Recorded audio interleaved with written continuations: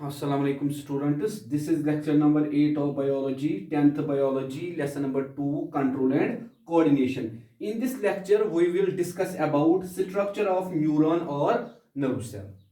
तो बेटा ये हमारा लेक्चर नंबर 8 है 10th बायोलॉजी में. लेसन नंबर 2 हम डिस्कस कर रहे हैं कंट्रोल एंड कोऑर्डिनेशन. तो बेटा आज के लेक्चर में हम पढ़ेंगे एक नर्व सेल का स्ट्रक्चर क्या होता है. कल हमने बोला था बेटा नर्वस सिस्टम बना होता है नर्वस टिश्यू से, और नर्वस टिश्यू बना होता है दो किस्म की सेल से, न्यूरॉन्स से और न्यूरोगिलिया से. ठीक है बेटा. फिर हमने कल बोला ये जो न्यूरॉन्स है these are the structural and functional unit of nervous system. और बेटा आपको याद रखना है ये जो न्यूरॉन्स है, neurons are in fact the largest cell present in the human body.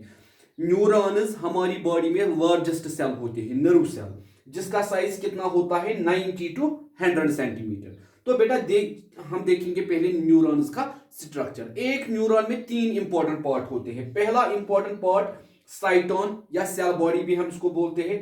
दूसरा इंपॉर्टेंट पार्ट एक्सॉन, ये जो इससे टर्मिनल्स निकलते हैं, एक्सॉन ये जो इससे टर्मिनल सेल बॉडी जो यहां से निकलती है. ठीक है बेटा. और तीसरा इंपॉर्टेंट पार्ट डेंड्राइट्स. ठीक है बेटा. ये हम कहते हैं सेल बॉडी वो पार्ट होती है जिससे स्मॉल फाइबर्स निकलते हैं, उनको हम क्या बोलते हैं बेटा, डेंड्राइट्स. ठीक है बेटा. ये जो सेल बॉडी होती है इसमें बेटा न्यूक्लियस होता है, साइटोप्लाज्म होता है, और बेटा इसमें स्मॉल ग्रेन्यूल्स प्रेजेंट होते हैं जिनको हम बोलते हैं नसल ग्रेन्यूल्स, क्योंकि ये बेसोफिलिक in नेचर होते हैं, बेसिक डाइजिंग पे लगती है. और ये जो ग्रेन्यूल्स होते हैं इनको हम नसल्स ग्रेन्यूल्स क्यों बोलते हैं, क्योंकि जिनको इन ग्रेन्यूल्स को जिसने डिस्कवर किया उस साइंटिस्ट का नाम भी था नसल. ठीक है बेटा, नसल ग्रेन्यूल्स. उसके बाद हम कहते हैं सेल बॉडी जो है, अब सेल बॉडी एनलार्ज होती है. ठीक है बेटा. जो ही एनलार्ज होती है टर्मिनल जहां ये शुरू होती है, जिस सेल बॉडी जो होती है बेटा, जिस पॉइंट से ये इलांगेट होती है, जिस पॉइंट से ये आगे चलती है, उसी को हम बेटा बोलते हैं एक्सॉन. इस सारे को हम क्या बोलते हैं बेटा, एक्सॉन. ठीक है बेटा.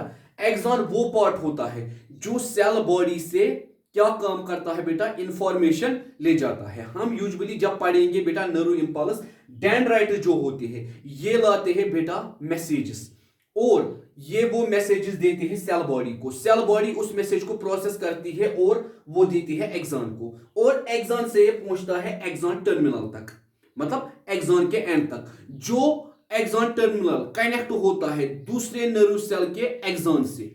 ठीक है बेटा.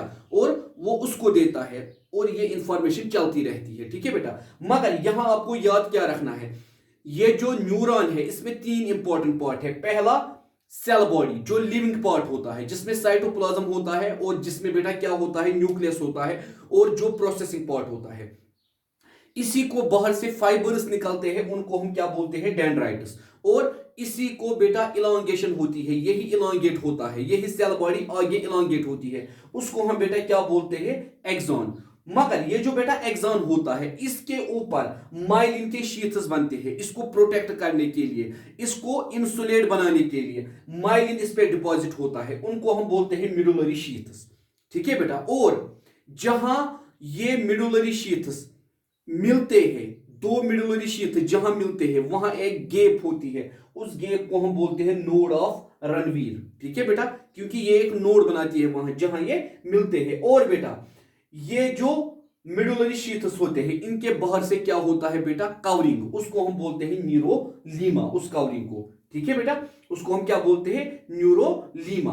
और बेटा ये जो एक्सॉन होता है, एक्सॉन पे भी छोटे छोटे न्यूक्लियस इस न्यूरोलीमा में प्रेजेंट होते हैं.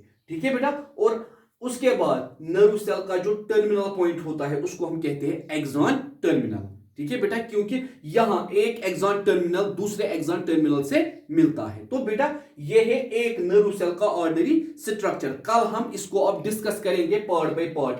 कल हम देखेंगे डेंड्राइट्स क्या होते हैं, उनका काम क्या होता है, एक्सॉन क्या होता है, इसी तरह सेल बॉडी क्या होती है. आज आप फिगर बनाइए और फिगर से आज आप डिफरेंट पार्ट्स को आइडेंटिफाई कीजिए. थैंक यू बेटा.